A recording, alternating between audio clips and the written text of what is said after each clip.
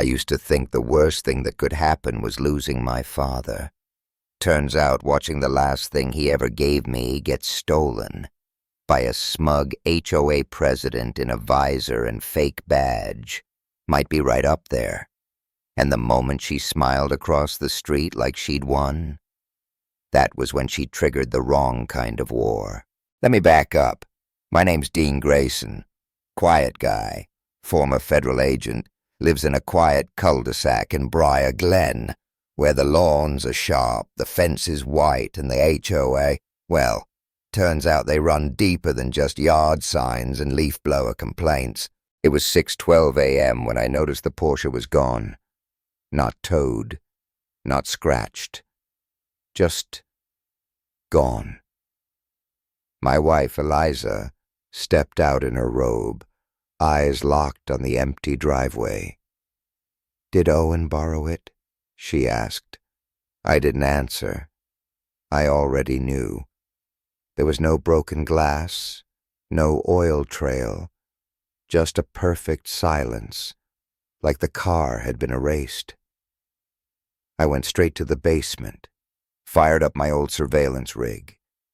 2:09 a.m., feeds black. 2:12, feeds return. 3 minutes. A perfect loop. Whoever did it wasn't some punk. This was surgical, strategic, military style. On the porch, tucked under the mat, was a single folded paper. A removal notice from the HOA. No signature, no name. Just a rule code I'd never seen, and that cursed HOA logo stamped like it meant something. Eliza's face went cold. "She actually did it," she said. And there she was. Marla Kensington, HOA president, beige visor, polo shirt, clipboard like a weapon, and 2 security contractors standing next to her, dressed like knockoff SWAT but too clean to be real. One of them filmed us. Marla smiled like the sun rose for her approval. I recorded everything, didn't say a word. This wasn't about parking violations. This wasn't even about the Porsche. It was about control. I stood up at the last HOA meeting, challenged Marla's bylaws, asked for actual proof she was even legally president. That pissed her off. Now she wanted to make a statement, so I made one back.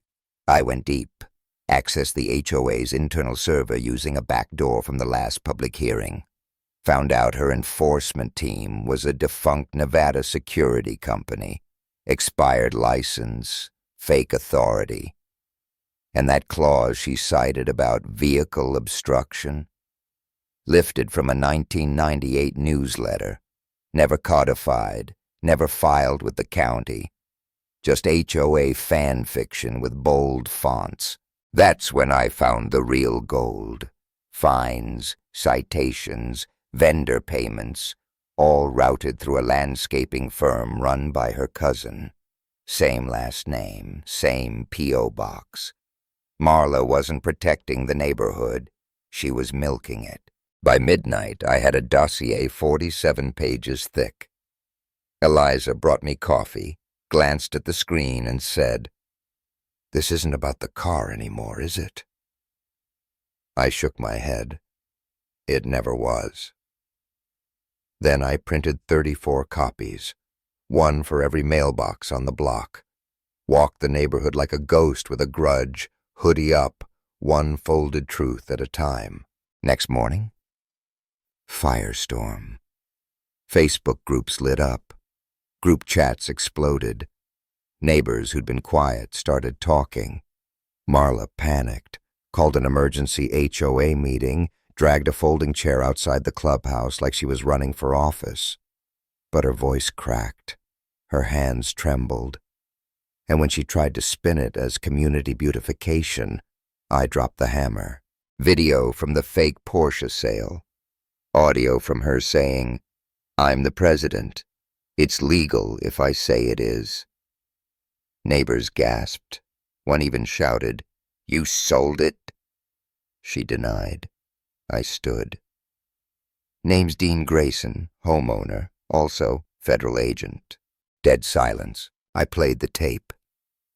Her voice, her face, her fake buyer, her forged documents. Then Garrett stood beside me, former colleague, served her with the federal case file. Marla tried to scream harassment, but Eliza cut her off from the back row, calm, clear. You didn't steal a car. You stole a memory of his father. That should have been it. But Marla doesn't fold. She spirals. That night, Federal Thug Go Home was spray-painted on our garage. Red, dripping. Her SUV caught on 3 security cameras. We traced the spray paint to a purchase she made with cash. Clear frame of her face on a gas station door. She wanted war. She just escalated it. That's when I set the trap. I made a fake collector profile, Malcolm Chase. Sent her an email asking to see the Porsche. She took the bait in under 3 hours. Even bragged about secure storage. Told me where to meet. That's when Garrett and I mobilized. We set the location, a rotting industrial yard the HOA once wanted to turn into a garden. Now, it was where her story would end.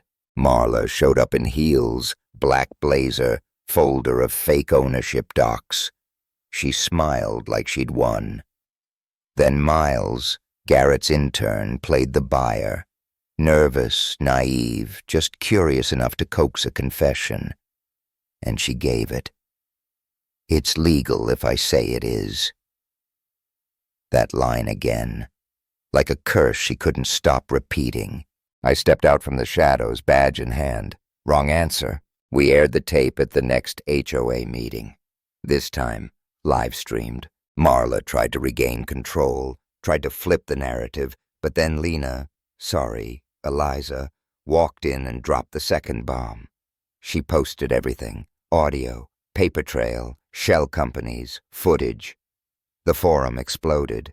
One woman posted a video of Marla yelling at a 9-year-old over sidewalk chalk. Another had her threatening to fine a retired vet over a flower pot. Marla's world crumbled in real time. She tried one last stunt.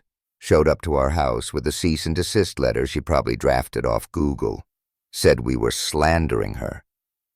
I smiled. You think a piece of paper undoes Grand Theft Auto? Garrett walked up, played a recording of Marla threatening to reassess our mortgage if we told anyone. That was it. She screamed. She called us liars. Then the knock came. Local news. Microphone out. Ms. Kensington, do you have a response to the allegations? She panicked. Spun. Denied. But the evidence, it was already public. And the neighborhood, they were finally awake. But I wasn't done. Marla still had the car, or so she thought. The auction listing she'd posted under a shell company gave us the address. But what she didn't know, I still had the original key. The one my dad gave me the day I graduated Quantico. I walked into that dusty warehouse like I'd walked into a dozen crime scenes before, and there it was, covered in tarp. Still mine. She stepped out from the shadows with a taser, shaking. You're trespassing, she said. I held up the key. It's registered to me, VIN matched, tracked, federally flagged. Garrett walked in behind me, flashing his badge. 2 agents followed. Marla's hand dropped. The taser clattered. Her whole frame sank like she'd finally run out of air. I asked her, why the car? Why all this? She didn't answer. So I did. Because you thought I'd stay quiet. Because control was the only power you had left. She tried to run, tried to delete files from her laptop, but Garrett caught her, and the cuffs went on without a word. And just when she thought she could salvage her reputation, Eliza walked in and hit publish on the final post. So no, it wasn't about a car. It was about erasing fear. One neighbor, one file, one truth at a time. And as I drove my father's Porsche back down our street that evening, slow, quiet, past the windows that once watched in silence, I realized something. Sometimes justice sounds just like an engine starting.